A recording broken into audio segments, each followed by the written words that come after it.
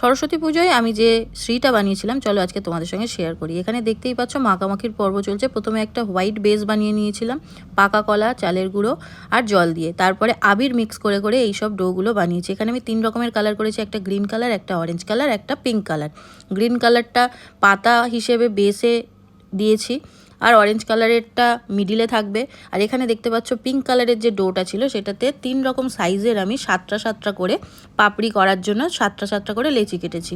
3 রকম সাইজ দিয়েই আমি হাতের প্রেসার দিয়ে দিয়ে পাপড়িগুলো বানিয়ে নিয়েছি। তারপরে টুথপিক দিয়ে আমি এইভাবে অরেঞ্জ কালারটার সাথে অ্যাটাচ করেছি। এইভাবে 3টে লেয়ার দিয়ে কিন্তু আমি ফুল লোটাসটা কমপ্লিট করেছি। তারপরে এখানে আমি ঘট, আম পাতা, ডাব করব, তো সেগুলো আমি হোয়াইট কালার দিয়ে বানিয়ে নিয়েছি। আমার কাছে আর আবির ছিল না, তাই ফেব্রিক দিয়ে আমি আম পাতাগুলো কালার করেছিলাম। ওপরে স্বস্তিক এঁকে দিয়েছিলাম আর তার উপরে সর্ষের তেল ঢেলে দিলেই আমার শ্রী কিন্তু রেডি হয়ে গেছিলো।